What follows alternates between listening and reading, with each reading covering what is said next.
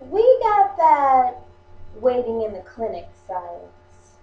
That shh, don't tell nobody what we did silence. And I'm so tired of being your hamper that I'm about to dump out those Rico ketchup stained secrets and do laundry in that silence. You like keeping it quiet. But my vagina is not your walk-in closet.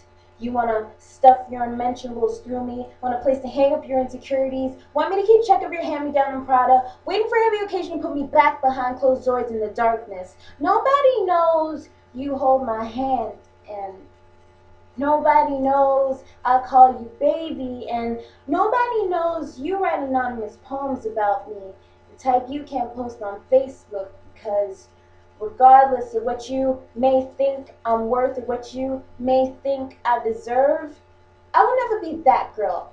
The girl that's only allowed to make you smile when she's making you orgasm. That girl whose day job is daydreaming waiting for her night job. That girl who's so in love she would turn her body over for your superficial touch.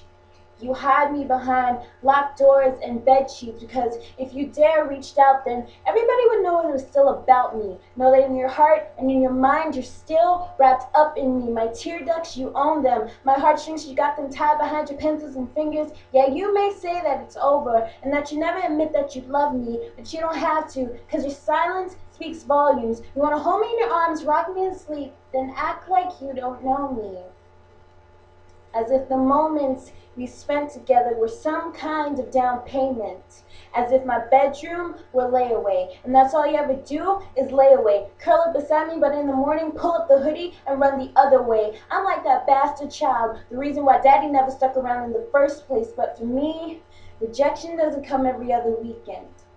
It comes when you lower your head and pass by without speaking, and I remember that there was a time where you could barely take your eyes off me. I just don't understand why it's not okay for you to love me. I guess you just want me to be that girl. The girl everyone wants to sleep with, but no one wants to be with. That girl, only good enough for finding a suitable replacement and not trying to make up for the mistakes as you try to convince yourself that she means everything and you want nothing to do with me. But come on, baby, she looks just like me. Read the signs, or at least if not the facial features, because I was your first, your only, the prototype, and she's just a duplicate. And you can never make copies without first consulting the blueprint. You know what they say, the sequel is never better than the original. As she tries to write you stories, but you know they're only half as good. So after squinting, you only hold her half as tight as you should, because your other half is tangled within my bed sheets, and your other half is complete within my mind, soul, and body, and your other half is French tonguing me Monday through Friday. I'm not fighting for joint custody. I'm fighting for respect.